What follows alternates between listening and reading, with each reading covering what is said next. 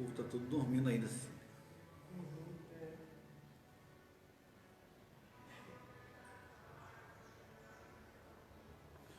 Bom dia, paz do Senhor. Vamos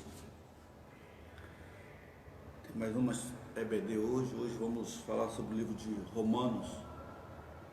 E é a diaconisa Cecília que vai estar ministrando essa aula. Mas antes disso, eu gostaria de estar orando com você esta manhã. Eu sei que ainda não chegou, vai chegar já já, mas vai começar a assistir. Eu tenho certeza que Deus tem algo para nos revelar esta manhã, tem algo para falar ao nosso coração esta manhã. Em nome de Jesus, eu tenho certeza que vamos ter um grande aprendizado no livro de Romanos. E eu tenho certeza que hoje é o Dia das Mães, né? Então, sei que muita gente está atarefado aí, está na correria aí fazendo almoço para a mamãe, para receber a mãe ou para ir para a casa da mãe, mas nós mantemos a EBD. Na verdade, esquecemos de cancelar, né? Para evitar qualquer falatório, a gente preferiu estar aqui essa manhã. Amém? Vamos orar para começar. Senhor Deus, Pai amado, eu quero te entregar, ó Deus, esta manhã em tuas mãos. Pai, quero te pedir, Senhor, venha sobre as nossas vidas, venha nos ensinar, ó Deus, a cada dia mais, Pai, a tua palavra. Pai, eu quero colocar diante de ti agora, Senhor Deus, cada vida que estará assistindo essa live, que estará aprendendo, Pai, que juntos estaremos aprendendo a tua palavra. Pai, eu quero colocar, ó Pai, diante de ti a vida da diaconisa Cecília em tuas mãos.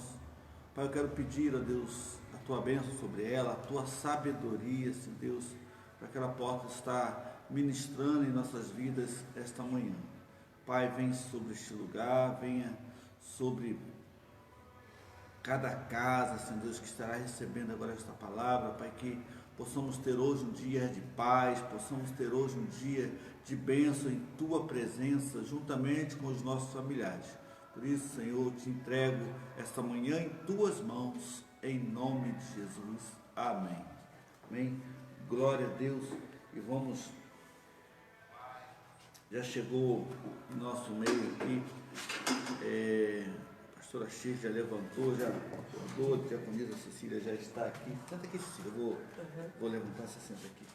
A diaconisa Cecília já está aqui e eu tenho certeza que você vai aprender um pouco mais desta manhã. E é muito bom aprender a palavra de Deus. Hoje, de repente, Cecília não precisa nem até 11 horas, tá, Cecília? Tá. Pode cortar um pouquinho, eu sei que você tem seus afazeres. A gente dá uma introduçãozinha. Dá. E vamos voltar no domingo que vem. Tá bom? Agora você vai ficar com a diaconisa Cecília, ela vai estar ministrando o livro de Romanos sobre as nossas vidas. A paz do Senhor, Cecília. Paz tudo. Paz do Senhor para todo mundo. Paz do Senhor. Já abre a sua Bíblia aí, no livro de Romanos. Nós vamos dar uma pequena introdução, vamos falar algumas coisas, né, para a gente não demorar. Sei que cada um hoje quer estar com sua mãe e tal, né? Desde já eu dou a paz do Senhor para todos que estão aí, os que ainda vão acordar.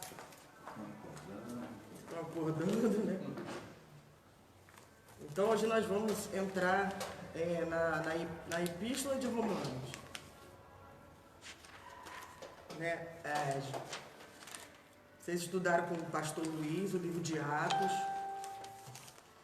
Ali nós podemos ver assim, o começo da igreja, né? O início da igreja primitiva, as viagens de Paulo. Agora nós vamos entrar nós chamamos de cartas paulinas. E aí a Epístola de Romanos é a primeira carta paulina, ou epístola, como você queira chamar. E aí Paulo, ele teve a necessidade de estar escrevendo essa carta para Roma, para os crentes que tinham em Roma. Amém? Quem tiver com a sua revista, você pode estar com a sua revista. Vou estar lendo algumas coisinhas aqui da revista. Mas nós vamos explanar aqui, vamos dar por que ele escreveu essa carta. Nós vamos estar falando aqui. Bom, essa carta é chamada Epístola Paulina, como eu já falei. Depois vão ter as cartas mais particulares, outras cartas que são chamadas cartas gerais. Mas hoje nós vamos estar entrando aqui nessa carta de Paulo, onde ele fala muito assim do Evangelho mesmo. Ele vem trazendo como tema dessa carta o justo viverá pela fé. Então ele vem revelando através do Evangelho a justiça de Deus. Aí nós vamos aprender aqui por quê? Por que nós somos chamados justos? Aí Paulo vem mostrando aqui nessa carta aqueles crentes que tinham lá em Roma, tanto judeus como gentios, já existia uma igreja lá nessa época, né? Lembra que no livro de Atos, o pastor Luiz deve ter falado que o imperador Cláudio mandou expulsar todos os judeus de Roma naquela época. Mas aí no ano de 54 já não era mais o imperador Cláudio, aí já tinha entrado Nero. Então eu creio que aí ele já permitiu que os judeus estivessem lá, mas com certeza já existia uma igreja lá formada, mesmo que houve essa expulsão dos judeus, mas lá já tinha uma igreja, não só de judeus, mas dos próprios gentios, os próprios crentes que aceitaram Jesus lá em Atos 2, quando desceu o Espírito Santo, lá já havia uma igreja lá em Roma. E Paulo, ele teve a necessidade de escrever essa carta. Eu vou ler só um pedacinho aqui que está aqui na revista, na página 42. Já falei o tema revelação da justiça de Deus. A carta aos Romanos é conhecida como a mais importante carta jamais escrita. Sua influência ao longo da história é amplamente conhecida. Seu conteúdo provocou verdadeiras revoluções teológicas em ilustres pensadores, a saber, entre outros, Agostinho, Lutero, Karl Barth. Não podemos imaginar o poder seminal de gerar renovação do pensamento teológico dessa epístola, ou seja, ela é a mais teológica, ela é a epístola assim, que mais, posso dizer, que revela Deus, que revela o caráter de Deus, como nós falamos aqui, revela a justiça de Deus. Amém? Quero dar a paz do Senhor quem está chegando aí, Aline. Paz, Aline. Paz, meu irmão Cláudio, pastora Shirley, Salzinho Ferreira, paz do Senhor. E continuando aqui, aí aqui ele vem falando autoria e data. Até mesmo os críticos mais radicais não questionam a autoria paulina de Romanos. Paulo escreveu a carta aos Romanos por ocasião de sua permanência em Corinto, durante a sua terceira viagem missionária. A data da carta deve ser colocada entre 56 e 57. Comparada com as outras cartas de Paulo, Romanos é o documento onde o apóstolo mais sistematiza o seu pensamento teológico. Ele mais organiza o Evangelho de uma forma bem explicativa, bem explanada, tanto para os judeus, que defendiam a lei, eram totalmente legalistas, como para os gentios, que estavam conhecendo o Evangelho pela primeira vez. Então, essa carta foi escrita no ano de 56, entre mais ou menos 57, por aí, lá no livro de Atos, capítulo 20, porque quando o pastor Luiz terminou o livro de Atos, O que aconteceu? Terminou, Paulo estava preso. Existem algumas cartas em que Paulo escreveu quando ele estava preso. Mas a carta aos Romanos, Paulo escreveu em Corinto. Lembra que Paulo fez 3 viagens missionárias? Na terceira viagem missionária, ele estava indo para Éfeso. Paulo tinha uma necessidade de levar uma oferta para Jerusalém, para a Judéia, porque eles estavam necessitados, estavam carentes ali de uma oferta. E antes de Paulo chegar em Jerusalém, quando ele estava em Corinto, hospedado na casa de Gaio, no capítulo 16 de Romanos vai falar que Gaio era o hospedeiro de Paulo. Então nós podemos, aqui do capítulo 20 fala: depois que cessou o alvoroço, Paulo chamou a si os discípulos e, abraçando-os, saiu para a Macedônia.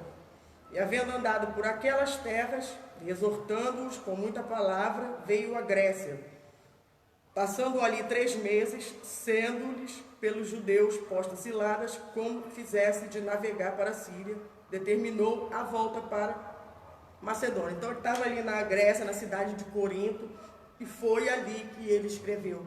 Essa foi ali mais ou menos 3 meses, né? E foi ali que ele escreveu a carta de Romanos, antes dele ir para a Judéia, onde ele depois seria preso, e como o pastor Luiz explanou, Paulo foi preso. Mas mesmo Paulo preso, Paulo não deixou de pregar o Evangelho. Eu acho que Paulo pregou o Evangelho, preso deve ter ganho tantas pessoas quanto ele ganhou estando livre. Paulo, ele falava de um desejo dele ir para Roma. Lá no versículo 13 do capítulo 1, assim: não quero, porém, irmãos, que ignoreis muitas vezes propus ir ter convosco, mas até agora tenho sido impedido. Então, muitas das vezes nós queremos fazer alguma coisa e às vezes nós somos impedidos. Às vezes é o próprio Senhor que nos impede, porque às vezes não é chegada a hora daquilo acontecer nas nossas vidas. Então, Paulo desejava ir a Roma, e ele até foi, né? Não fez as terceira viagem missionária. Eu costumo dizer que foi a 4ª viagem missionária, porque ele foi preso. Paulo era um preso, né? Domiciliar, mas ele preso, ele fazia obra. Mas ele preso, ele falava de Jesus. Ele preso, ele pregava. Então, talvez era assim que o Senhor queria, que fosse desse jeito. Porque às vezes as coisas não acontecem do nosso jeito. Acontece do jeito que o Senhor quer que aconteça. Então, imagina, como Paulo teria acesso, todo aquele exército de Nero. Aquele exército ali é constituído de mais de 16.000 soldados. Aquela escolta que eles faziam ali para Paulo. Imagina como ele teria acesso a essas pessoas se ele não estivesse preso. Então a Bíblia diz que tudo coopera para o bem daqueles que amam a Deus. Então, o que Paulo mais queria era pregar o Evangelho. O que Paulo mais queria era levar Jesus nos lugares onde não tinha sido pregado. E ali na prisão ele não deixou de fazer isso. Ele administrou as igrejas, ele mandou cartas para as igrejas. Então ele não deixou de fazer a obra mesmo estando preso. Amém? Então só queria... José entrou. José, dá um beijinho na Raquel. Paz do Senhor. Paulo não deixou de fazer a obra, mesmo estando preso. Então, meu querido, nada deve nos impedir de fazer a obra de Deus, né? Mesmo nós estamos agora nesse período de pandemia, nós temos que ficar dentro de casa, temos que ficar presos, mas que através da live, através de um telefonema, não importa, nós temos que fazer a obra do Senhor. Nós temos que estar falando de Jesus. Quantas pessoas nesse momento agora que nos ouvem e que estão sem esperança e que não conhecem Jesus, conhecem aquele Jesus de ouvir falar, conhecem aquele Jesus pregado na cruz, morto, que não pode fazer nada por ninguém. Mas esse Jesus que Paulo veio pregar aqui na carta aos Romanos, é um Jesus que está vivo, é um Jesus que nos resgatou, como nós vamos entrar nessa carta, como nós vamos aprender, que Paulo veio a explicar para os romanos, como Jesus, através da obra dele, nos resgatou, nos tirou de uma vida de prisão, nos tirou de uma vida de escravidão. Outrora nós éramos escravos do pecado, hoje nós somos servos do Senhor, o pecado já não mais nos escraviza. E isso que Paulo vem falar aqui nessa carta. Eu queria ler aqui o capítulo 1, que é a saudação de Paulo, a saudação de Paulo para os romanos, é o começo da carta, ok? Lá no capítulo 1, versículo 1, então nos deixa claro que Paulo escreveu essa carta, que ele já se apresenta no começo da carta. Paulo, servo de Jesus Cristo, chamado para apóstolo, separado para o evangelho de Deus, o qual antes havia prometido pelos seus profetas nas santas escrituras, acerca de seu Filho de Deus em poder segundo o Espírito de santificação, pela ressurreição dos mortos,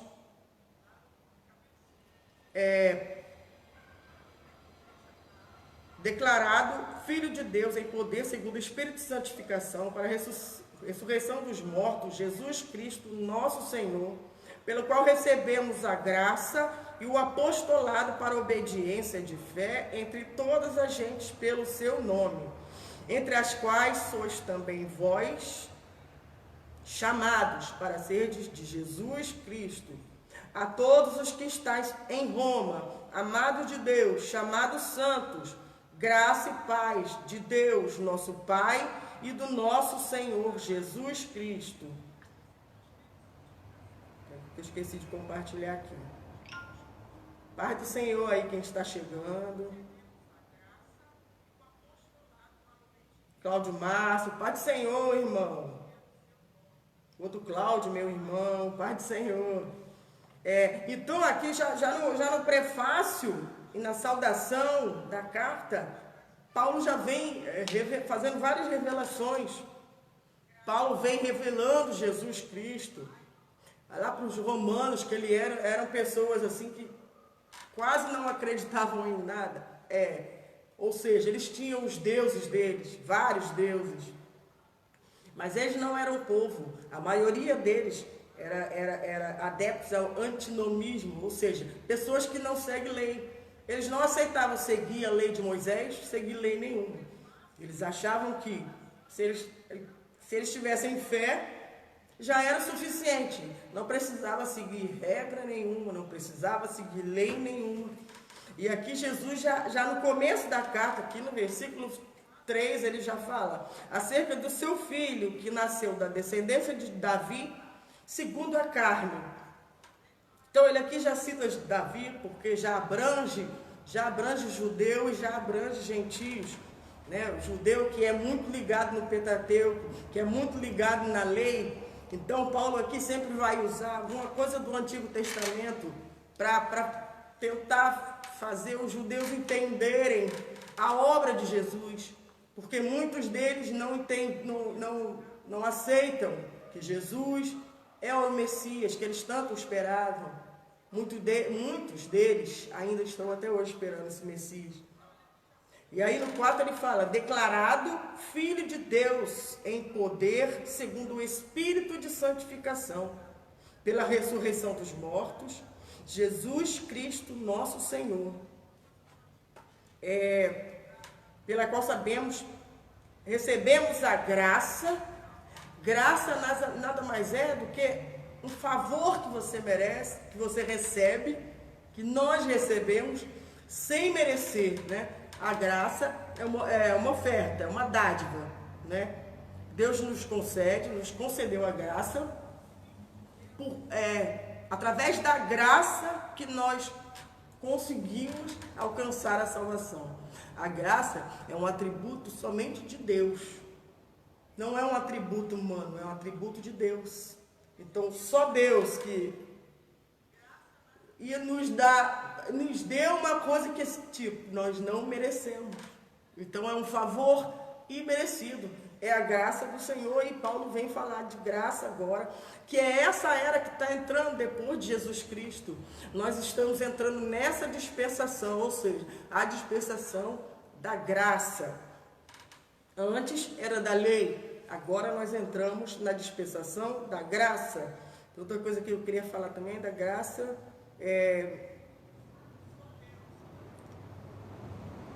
o chamado para ser de Jesus Cristo, no 7, a todos que estão em Roma, amados, chamados santos. Então, Paulo aqui já nos chama de santos. Então, meu querido, muitas pessoas têm a dúvida sobre por que chama de santo. O santo nada mais é do que uma pessoa separada, né? Separado de quê? Separado das coisas do mundo, separado daquilo que não agrada a Deus. Isso é ser santo. Mas através de Jesus Cristo, quando nós aceitamos a Jesus Cristo, nós recebemos essa mesma unção, que é a unção que Jesus tem, a unção do santo. Essa unção, ela está sobre as nossas vidas. Amém? Pai do Senhor, pastor Luiz. Então, Paulo aqui, nesse prefácio, ele já abrange, já fala sobre Jesus Cristo, sobre a obra de Jesus Cristo, e como nós somos chamados, e como através de Jesus Cristo, nós somos chamados santos. Amém? Aí aqui na revista, aí tem a ocasião em que a carta foi escrita, até já mencionei, né? Paulo nunca estivera em Roma. Estou na página 42 ainda. Paulo nunca estivera em Roma antes. Mas a presença de cristãos na capital do império já era manifesta por vários anos. Não temos detalhes de como se deu a organização da igreja em Roma. Lembra que eu falei que os judeus foram expulsos de Roma? Lá no capítulo 18 de Atos, que você vai ver, que eles foram expulsos, os judeus foram expulsos pelo imperador Cláudio. Mas com certeza ficou igreja lá. Né? Por isso, Paulo escreveu essa carta, porque nesse ano foi escrita a carta, 56, 57, já não era mais o imperador Cláudio. Talvez o imperador Nero não acatou essa decisão de Cláudio e permitiu que os judeus estivessem em Roma. Onde que eu parei? Porém, com toda probabilidade, seu início deve ter sido resultado do Pentecoste, quando os novos convertidos voltaram a seus lugares de origem e começaram a pregar o Evangelho. Aí isso está lá em Atos 2, 10, vamos ler? Lá no capítulo de Atos 2, lembra quando a aula ministrada pelo pastor Luiz, onde teve o Pentecoste? Aí lá no capítulo 2, no versículo 10, capítulo 2, versículo 10... Frígia, Panfilha, Egito e parte da Líbia, né, foi muitos lugares, junto a Cirene e forasteiros romanos, tanto judeus como prosélitos, e cretenses e árabes, todos temos ouvido em nossas próprias línguas falar das grandezas de Deus. Aqui foi aquela pregação de Pedro lá em Pentecoste. Então, muitos lá creram, receberam o Espírito Santo e voltaram para as suas cidades, e ali foi formada a igreja, foi começada a igreja. Amém? Então, já existia uma igreja lá, tanto de judeus quanto de gentios ali em Roma. Amém? Não sei se eu expliquei para vocês o que é gentio. Gentio é todo aquele que não é judeu. Todo que não é judeu é gentio. Romano, grego, são gentios, ok? Pai do Senhor, irmão Rogério. Paulo compreendeu logo a importância estratégica de estabelecer-se uma forte igreja em Roma. Seu desejo era fortalecer o trabalho existente na cidade, primeiro por meio da carta e depois visitando os irmãos daquela igreja. Aí lá no capítulo 1, aqui do 8, Paulo começa falando para a igreja. Primeiramente, dou graças a Deus por Jesus Cristo. Estou lendo o versículo 8 do capítulo 1. Acerca de vós todos, porque em todo mundo é anunciada a vossa fé. Então, eram os crentes ali de muita fé que tinha em Roma. Então, Paulo necessitava escrever essa carta, sabe, para ensinar, para passar para eles todo o evangelho, toda a obra de Deus, tudo aquilo que Deus queria que fosse feito, toda a dispersação da igreja, Paulo queria passar para essa igreja, que já era uma igreja, como ficou conhecida, chegou aos ouvidos de Paulo, que era uma igreja de muita fé.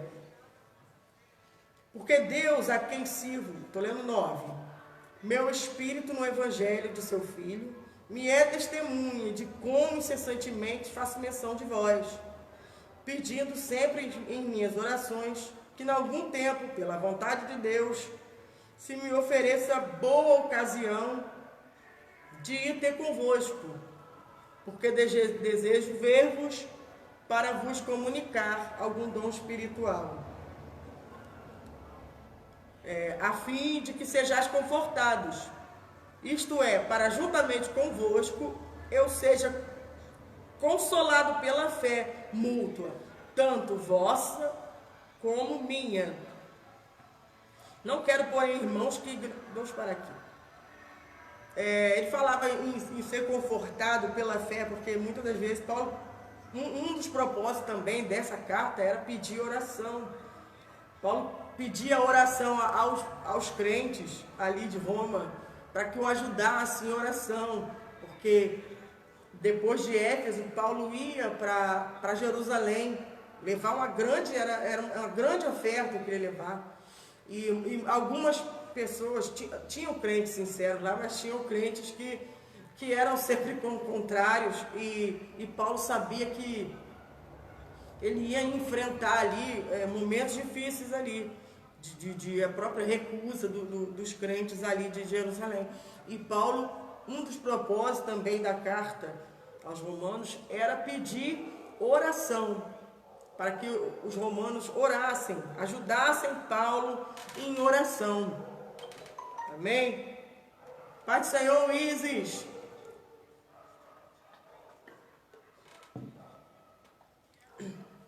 Amém? Vou continuar lendo aqui. Por essa razão, estou na página 43. Por essa razão, Paulo, de forma metódica e sistemática, descreveu o significado fundamental da salvação em Jesus, que é a razão de ser do próprio cristianismo. Descreveu a condição humana, o significado do evangelho, o plano de Deus para os seres humanos, o propósito de Deus para o povo de Israel e as responsabilidades da vida cristã e do ministério em nome de Jesus. Em nome de Jesus Cristo. Glória a Deus. Paulo queria explicar todo o significado do evangelho, toda a obra redentora de Jesus.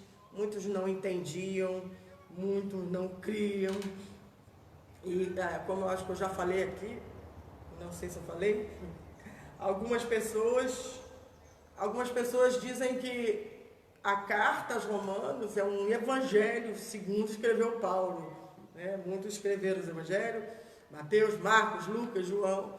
Muitos dizem que Romanos seria um evangelho de Paulo, porque Paulo ele fala, ele tenta revelar o evangelho para os judeus e gentios de Roma. Amém? A carta foi enviada por meio de uma irmã de nome Febe. Ela é identificada como serva ou ministra da igreja de Cencreia. Está lá no capítulo 16 de Romanos mesmo. Ela é de Cencreia, é um subúrbio marítimo de Coríntio, né? Como escreveram lá que ela é uma serva, serva muitas das vezes quer dizer que ela fazia o trabalho de uma diaconisa. As mulheres não eram muitos, não faziam assim, não recebiam títulos, vamos dizer assim. Mas ela fazia o trabalho de um diácono lá na igreja de Sencreia. Talvez pelo fato de ter poucos homens e ter mais mulheres. Então essa Febe, ela foi a portadora dessa carta. Paulo aproveitou, ela era uma pessoa que cuidava dos missionários quando chegava, e Paulo era um desses missionários que ela cuidava. E ela foi a portadora dessa carta. Amém? Alcilene entrou aqui. Paz, Alcilene. Paz, Raquel. Tô com saudade, amiga. Aí aqui, na revista aqui fala do propósito da carta. Os 2 últimos capítulos desta carta deixam claro que Paulo planejava levar a condição das igrejas estabelecidas em solo gentílico para os cristãos em Jerusalém, né? Solo gentílico, como eu já falei, que não eram judeus. Paulo ele sempre tinha essa preocupação de levar o evangelho nos lugares não alcançados, onde ainda não tinha sido pregado Jesus. Paulo queria chegar. E então, em solo gentílico para os cristãos em Jerusalém. Aí, Romanos 15, depois nós vamos ler. De Jerusalém, seu plano era viajar para Roma, né? Como eu falei, ele foi para Jerusalém, foi levar uma oferta lá. E ele já tinha traçado todo o plano. Que ele ia para Jerusalém, e de Jerusalém ia passar em Roma, porque Paulo, como o pastor Luiz bem falou aqui na aula, ele gostava de longe, mas se pudesse tentar administrar as igrejas de perto, tentar visitar de perto, saber como estava. Mas aqui nós bem sabemos que daqui para frente ele não conseguiu, né? Que aí já foi, teve uma prisão, depois teve outra prisão.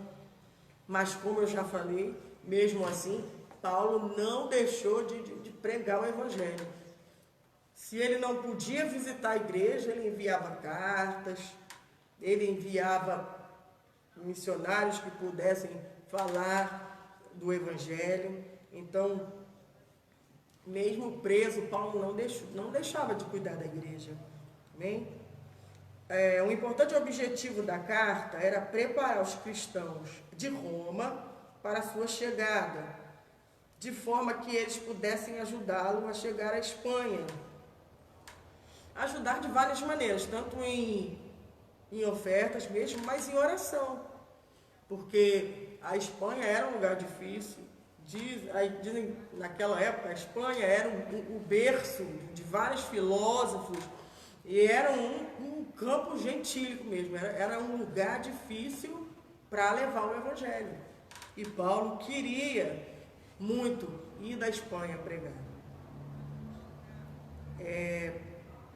Aí aqui mais para frente fala, né? Paulo desejava informá-los de seus planos, para que orassem por sua realização. Está lá no 15, vamos ler o 15, 30, 32. A gente está no começo, mas só para ilustrar todo o propósito, né? De por que Paulo escreveu, né? Toda carta tinha um propósito. Qual o porquê de estar escrevendo a carta? Aí lá no 15, do 30 a 32, 30. E rogo-vos, irmãos, por nosso Senhor Jesus Cristo e pelo Espírito que combatais comigo nas vossas orações, por mim a Deus, para que seja livre dos rebeldes que estão na Judéia, e que esta minha administração que em Jerusalém faço, seja bem aceita pelos santos. É só até o 32. A fim de que, 32 que eu estou lendo, a fim de que pela vontade de Deus chegue a vós com alegria e possa recrear-me convosco. Amém? Aí nós podemos ver aqui que Paulo pede oração para que ele seja livre dos rebeldes, né? Porque, como eu já disse, tinha lá os crentes sinceros que iam aceitar, mas tinha lá os crentes rebeldes. E Paulo necessitava da oração dos irmãos. Eu abro um parênteses aqui também para dizer que, assim, nossos pastores, nossos líderes, eles são carentes da nossa oração. Nós que estamos nesse momento, estamos em casa. Pai do Senhor, Valnei, nós que estamos em casa e estamos sendo impossibilitados de congregar, nós estamos impossibilitados até mesmo de visitar os nossos irmãos, de cuidar uns dos outros, porque é assim que o Senhor ele nos orienta, de estar cuidando um dos outros. Isso não é a função só do pastor. Então, às vezes eu me pergunto como fica o coração do pastor, sabendo que as ovelhas não estão à sua vista.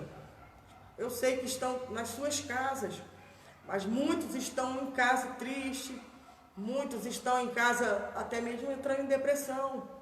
E às vezes o pastor, o que cabe a ele fazer é orar, é entregar na mão de Deus, é pedir ao Senhor que venha passar o mais rápido possível esse momento, para que Ele venha acolher. Você imagina como um pastor ficar longe das suas ovelhas, e como é da ovelha ficar longe do seu pastor, né? O seu pastor que é o conselheiro, que é aquela pessoa que alimenta a ovelha, o pastor é aquela pessoa que direciona o caminho da ovelha, e nós estamos vivendo esse momento que o pastor está impossibilitado de fazer isso. Então, nesse momento dessa aula, eu convoco a todos que orem, não só pelos doentes, não só pelos enlutados, como nós estamos orando todos os dias, mas que oramos pelos nossos líderes, oramos pelos nossos pastores, para que venham dar forças, para que quando acabar isso tudo as ovelhas não estejam dispersas, e que nós possamos ajudar os nossos pastores em oração. E era assim que Paulo estava orientando essa igreja. E ele era um apóstolo do Senhor, chamado pelo Senhor, né? Aqui no capítulo 1 ele fala, eu sou servo de Jesus Cristo, chamado para apóstolo. Então aqui ele usa, Paulo usa uma humildade, quando ele se declara servo, né? Ele fala, eu sou apóstolo, eu sou... Não, ele usa servo, ele traz uma humildade, e Paulo revela essa humildade nesse momento, em que ele manda carta para a igreja e ele pede oração, sabe? Eu sou carente da oração de vocês, eu estou aqui no campo missionário, eu tenho que ir a Jerusalém, né? Era uma grande quantia que Paulo estava levando, era uma grande oferta. Muitos podiam não entender, como ele disse, os crentes rebeldes. Então Paulo necessitava da oração. Então eu abro esse parênteses aqui nessa aula para pedir aos irmãos que orem pelos pastores, orem pelos missionários. Orem pelos missionários, orem por aquelas pessoas que estão fazendo o ide do Senhor, porque o Senhor falou ide por todo mundo, pregai o evangelho a toda criatura. Paulo estava fazendo isso, e muitos não têm a possibilidade de fazer isso, muitos querem fazer isso, não pode, mas nós podemos orar, nós podemos pegar essas pessoas e entregar nas mãos do Senhor, nós podemos cobrir essa pessoa em oração, que a Bíblia diz que a oração do justo pode muito seus efeitos. Então nós podemos cobrir essas pessoas de oração, assim como Paulo carecia da oração da igreja e pedia a oração da igreja. Amém?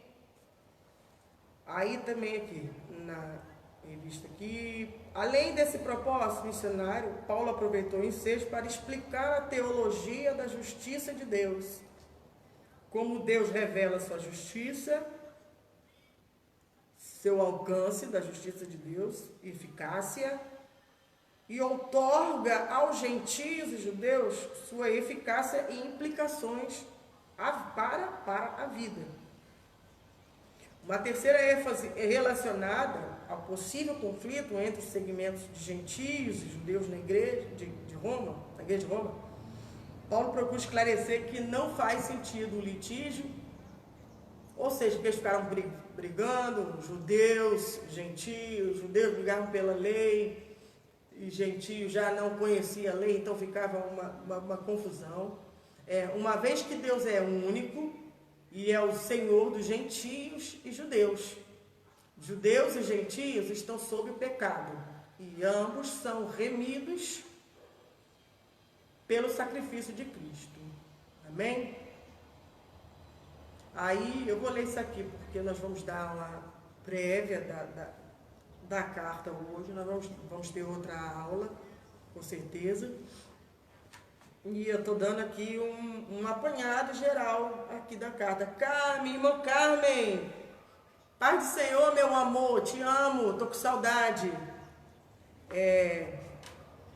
Aí aqui ainda na página 43, por último, a defesa e vindicação. Não, eu pulei, peraí, aqui em cima. Nos capítulos 9 e 11, Paulo explicou o lugar por Deus. Não implica a rejeição de Israel para sempre. Por último, a defesa e vindicação da natureza e da justiça de Deus permeia toda a carta. A vindicação, a reivindicação da natureza e da justiça de Deus. Deus é justo, justificador daqueles que creem em Jesus Cristo. Paulo exulta nas riquezas e profundezas da sabedoria e do conhecimento de Deus. Ele desafia os que questionam a Deus, dizendo: seja Deus verdadeiro e todo homem mentiroso. Ok? Então nós vamos estar entrando mais nisso daqui. Aí aqui embaixo diz introdução e tema. Paulo se identifica como servo, como eu já falei aqui, né? Servo de Deus, um apóstolo que foi separado para o Evangelho de Deus. Lá no capítulo 1, saúda os cristãos de Roma, fala de suas orações em favor deles e de seu ardente desejo de pregar o Evangelho, em Roma. O tema da epístola somatizado em 2 versos, no capítulo 16 e no versículo 17, cujo resumo é: o justo viverá pela fé. Como muitos sugerem, esse é um bom sumário de toda a teologia de Paulo. Então, esse é o grande tema da carta aos Romanos. Paulo vem enfatizar e vem demonstrar que o justo viverá pela fé. Glória a Deus. Aí eu te pergunto, o que é ser justo? Por que Deus nos chama de justo? Glória a Deus. Essa justiça, ela vem através de Jesus Cristo. Através da obra de Jesus Cristo. Quando nós aceitamos a Cristo, nós passamos a ser justos. Nós passamos a ser justos. Por quê? Porque nós alcançamos a justiça de Deus. Nós alcançamos a justificação. Existe uma doutrina chamada a doutrina da santificação, da justificação. E nós alcançamos essa justificação, que nada mais significa ser justo. Justificar significa ser justo diante de Deus, estabelecer como certo isso que Deus nos faz, ou endireitar, denota estar num relacionamento certo com Deus. Deus perdoa o pecador arrependido, a quem ele tinha declarado culpado, segundo a sua lei, e condenado à morte eterna, restaurando-o a favor divino e o coloca em um relacionamento correto, ou seja, em comunhão com ele e com a sua vontade. Então, ser justo não é somente aceitar Jesus. Ser justo é ter comunhão com Deus. Ser justo é andar correto dentro da vontade de Deus. Amém?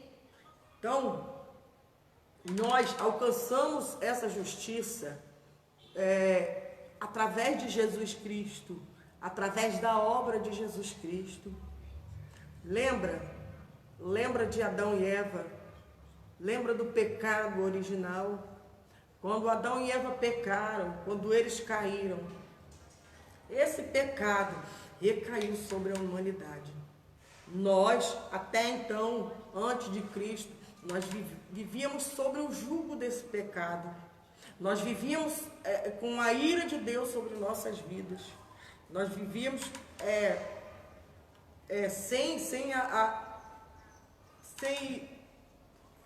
como se a ira de Deus estivesse sobre as nossas vidas, através do pecado.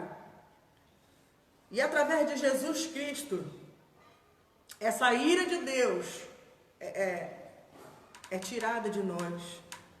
Através de Jesus Cristo, nós somos justificados por Deus. É como se nós tivéssemos uma dívida e Jesus pagou essa dívida por nós. Amém? Então, o grande tema dessa carta é isso. O justo viverá pela fé. Mas não é uma fé em qualquer coisa. É uma fé viva. Uma fé em Jesus Cristo. A fé onde nós vamos ter um relacionamento com Deus. Mas um relacionamento completo. Um relacionamento de comunhão com Deus. Amém? Vou ler aqui na revista, na página 44. Aí que fala da condição humana, de como estavam aqueles crentes ali em Roma. Muitos têm sido as tentativas que o ser humano tem feito para conseguir uma justiça por seus próprios esforços. Todas, entretanto, são inúteis. A consequência é a ira de Deus, que significa, em última análise, o respeito de Deus pelo livre-arbítrio humano. Essa ira se manifesta sobre a injustiça e a ira sobre a tentativa de buscar a justiça por meio próprio da lei.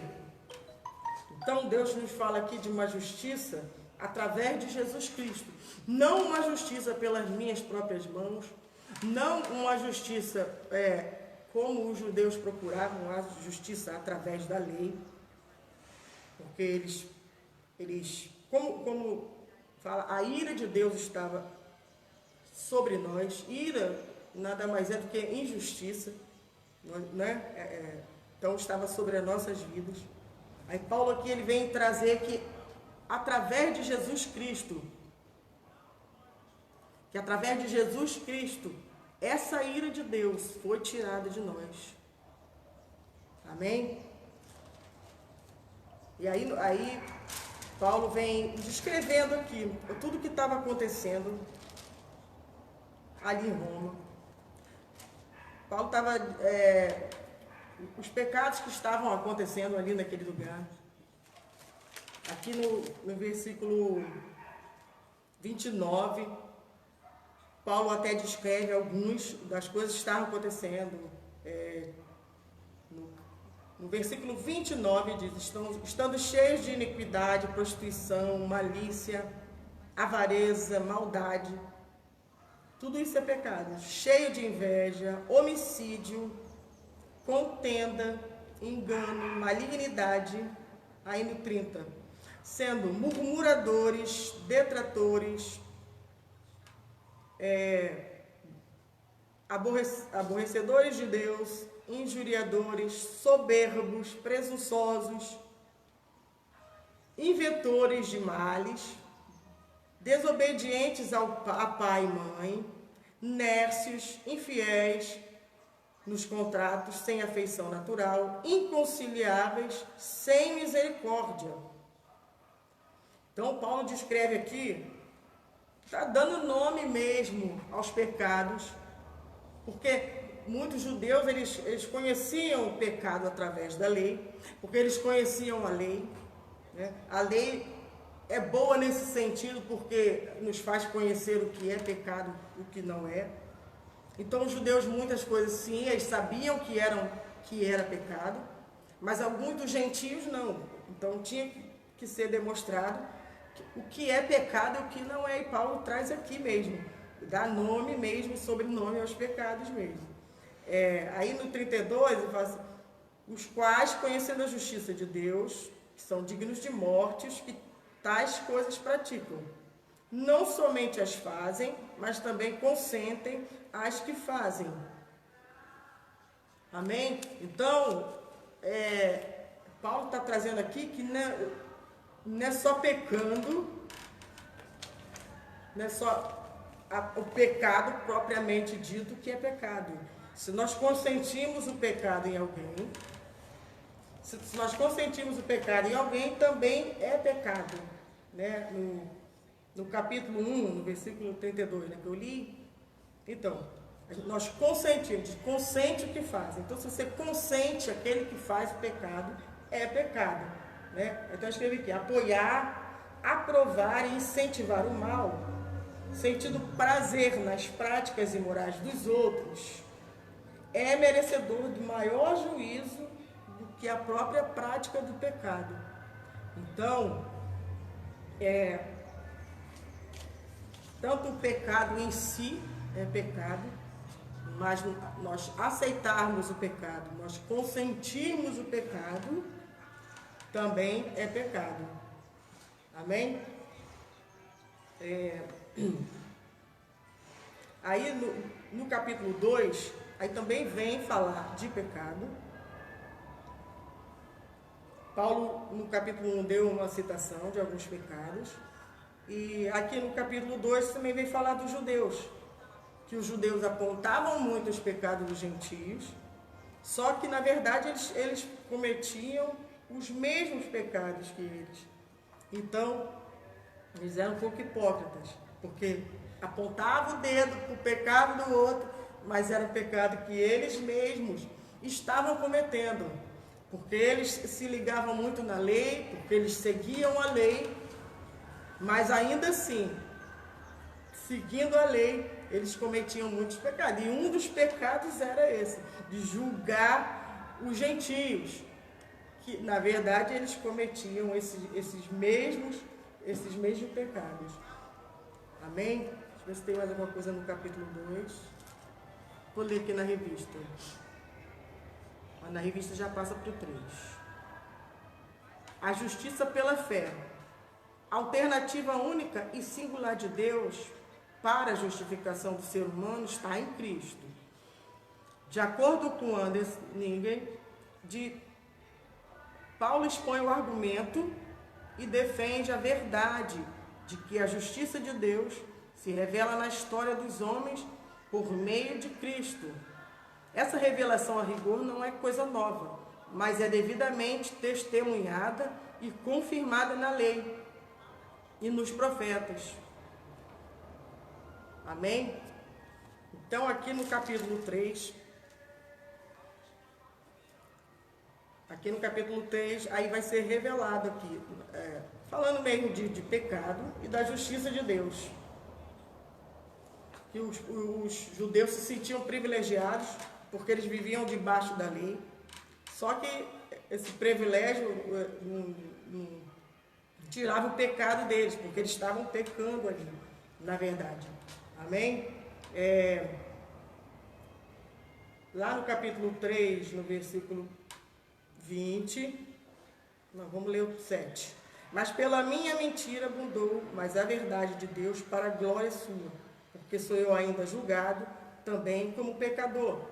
E Paulo falava de si mesmo ali, porque ele também era julgado ali, naquele, como os judeus julgavam os gentios, eles também julgavam Paulo. Então Paulo também tinha uma necessidade ali também de se defender dos julgamentos. Amém? E aí vai seguindo aqui, o título aqui no versículo 9, aí Paulo fala assim, todos estão debaixo do pecado, ou seja, todos pecaram.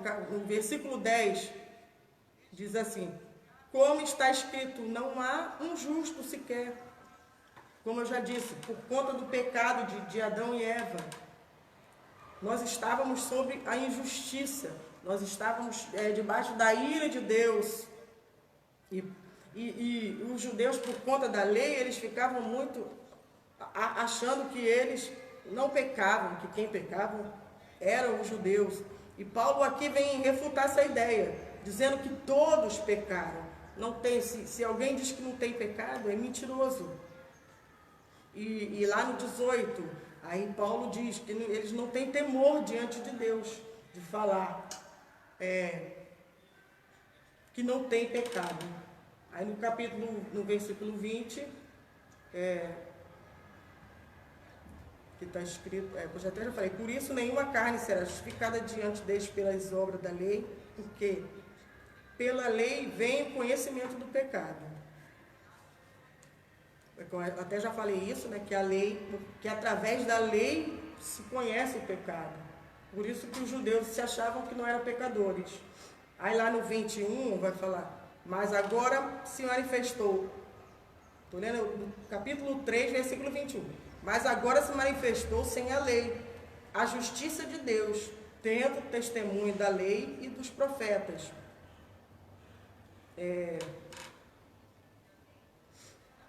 Então aqui está falando de Deus,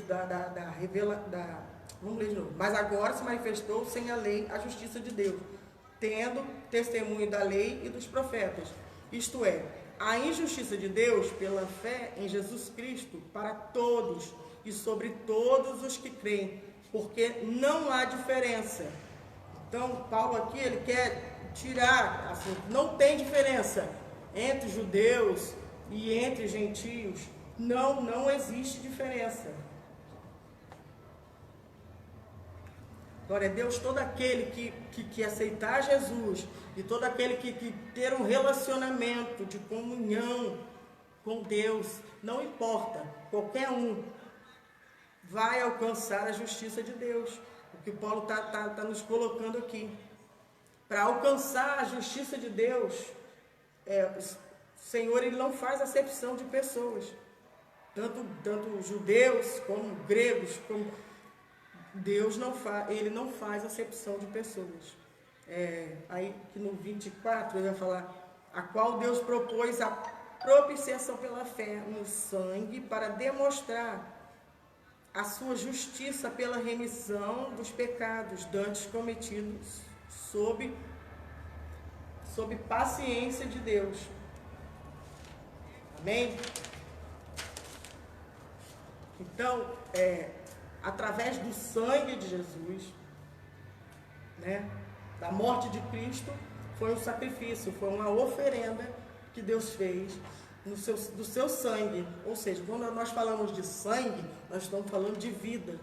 Então, o sacrifício de Jesus, né, o sangue dele vertido no Calvário, foi para salvar tanto judeus como gentios. Amém?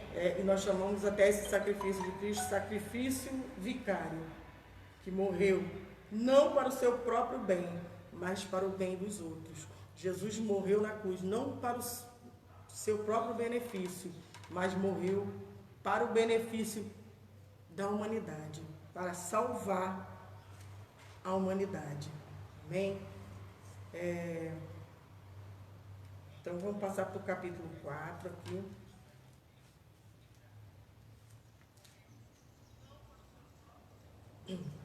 Então, aí nós temos aqui no capítulo 4, vem falar, vai dar um exemplo de justificação pela fé. Um exemplo de justificação pela fé, ou seja, ele vem trazendo aqui Abraão, porque a Bíblia diz, vamos até ler lá no livro de Gênesis, que Abraão creu, e isso lhe foi imputado por justiça. Lá no livro de Gênesis, capítulo 15,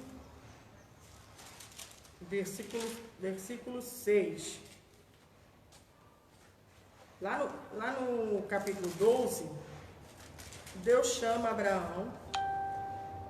Ora, o Senhor disse a Abraão, 12, versículo 1, sai da tua terra e da tua parentela e da casa de teu pai para a terra que eu te mostrarei. Aí lá no 15, e Abraão fez isso. No 2, Deus falou, far-te-ei uma grande nação e abençoar-te-ei, engrandecerei o teu nome e tu serás uma bênção. Glória a Deus. E aí lá no capítulo 15 de Gênesis, versículo 6, aí diz assim, ó, e creu ele no Senhor e foi-lhe imputado por justiça. Então, porque Abraão creu, isso lhe foi imputado por justiça, ou seja, foi acreditado a Abraão a justiça de Deus. Por quê? Porque ele creu. Então, Abraão é um exemplo da justificação pela fé. Deus chamou Abraão e Abraão creu. E isso foi creditado a Abraão pela justiça. Bem?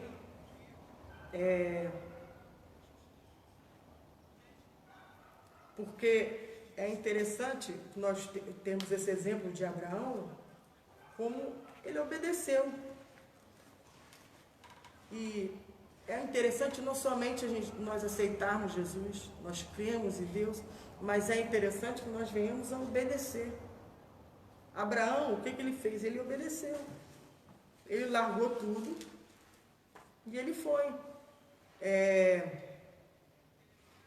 Ele obedeceu a Deus e por isso você vai continuar lendo a história de Abraão e você vai ver como Abraão foi bem sucedido. Abraão já era velho, Deus prometeu a Abraão um filho e Deus cumpriu todas as promessas dele na vida de Abraão. Mas por quê? Porque Abraão creu em Deus. Amém? Então é pela fé. Pela fé, não é por obra da lei, é por obra da fé. Amém? Lá agora voltando para o livro de Romanos, capítulo 4, no versículo 6, diz assim, assim também Davi declara bem-aventurado o homem a quem Deus imputa a justiça, e sem as obras, dizendo, bem-aventurado aqueles cuja maldade são perdoados e cujos pecados são cobertos. Bem-aventurado o homem a quem o Senhor não imputa pecado. Vem, pois, esta bem-aventurança sobre a circuncisão somente, ou também sobre a incircuncisão, porque dizemos que a fé foi imputada como justiça a Abraão.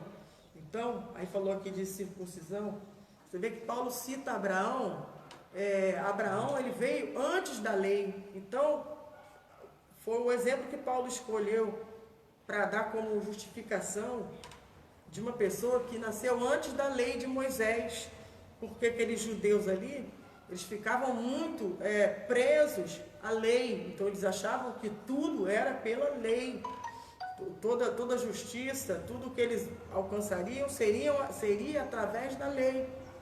E aí Paulo vem trazer aqui um exemplo de uma pessoa que viveu antes da lei mosaica, Abraão.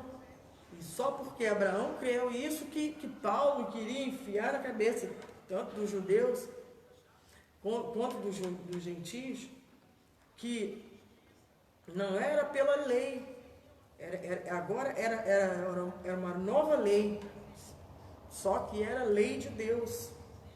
Amém? Eu queria também abrir um parênteses aqui para dizer, quando muitas das vezes nós lemos aqui que fala sobre a lei de Deus, nem sempre não está falando da lei de Moisés. Quando se fala em lei de Deus, é a lei moral de Deus, é os atributos de Deus, é você fazer a vontade de Deus. E isso é a lei de Deus.